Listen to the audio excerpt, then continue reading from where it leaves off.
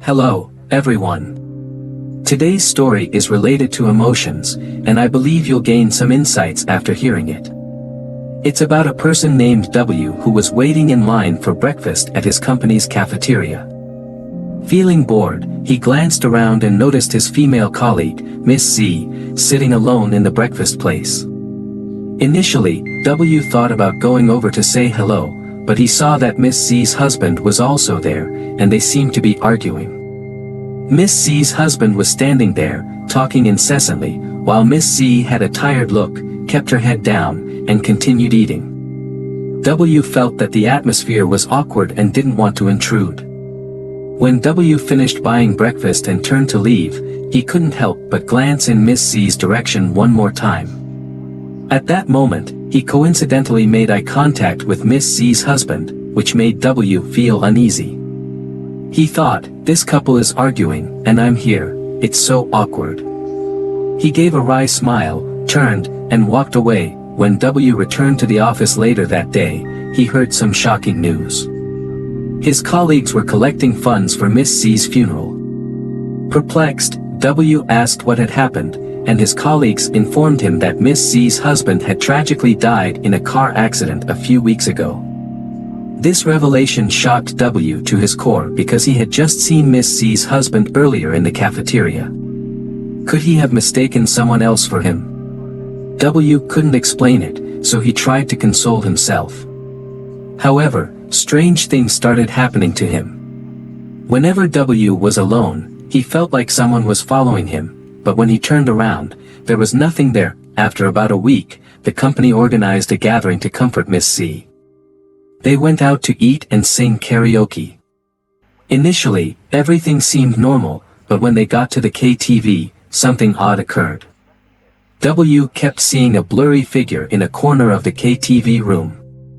W asked his colleagues about it, and they joked, "You must be so drunk that you're seeing things, there's no one there." W started to doubt himself and decided to go to the restroom to wash his face and sober up. However, as he was washing his face, he suddenly heard singing in the restroom. This was odd because the restroom was just next to the KTV room, and you should have been able to hear the noisy singing and music from there. But what he heard was a song coming from inside the restroom itself. W wondered if he was experiencing something paranormal. Panicking, he tried to leave the restroom, but the door wouldn't budge. He frantically pushed and knocked on the door, but the singing continued. He even heard a man's voice saying, "Help me, help me, help me," repeatedly in his ear. W was terrified and kept banging on the door. Thankfully, his colleagues heard him and managed to open the door.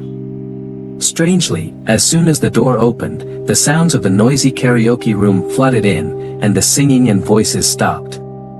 It was clear that the KTV was not playing the same song he had heard in the restroom. W was shaken and realized that something extraordinary had happened. That night, W, who had not been drinking, became ill and remained so for 2 weeks. Even stranger, during those 2 weeks, he frequently dreamed about scenes of Miss C and her husband's wedding. The background music for their wedding was the same song he had heard in the restroom at the KTV.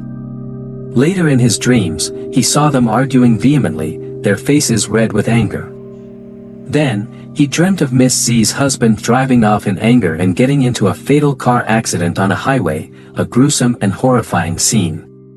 Each time W was awakened from these dreams, he found his bedroom computer mysteriously turned on, playing the same wedding song. The strange thing was that W had never downloaded that song on his computer. All these incidents led W to believe that he was experiencing something supernatural. With the help of a friend's recommendation, W sought out a local spiritual master. After analyzing the situation, the master informed W that someone had been following him but with no intention to harm him. Instead, this person wanted W to help convey a message. This person was none other than Miss C's husband. Through the spiritual master's assistance, W was able to meet Miss C's husband in a dream. It turned out that Miss C's husband had wanted to send a dream message to his wife but couldn't do it directly. He believed that W had the special ability to see him, and that's why he approached W. W's unique disposition made him a suitable intermediary. Miss C's husband wanted W to tell his wife, "I have forgiven you, please don't carry this burden in your heart. Unfortunately, I can't be with you for the rest of your life, but I hope you find happiness and joy in your remaining years. Don't entertain any thoughts of suicide, as the consequences are severe. If you still love me, find someone who loves you and marry him. If we are destined, we'll meet again in another world." W, now understanding the entire situation from his dreams, found Miss C and relayed the message.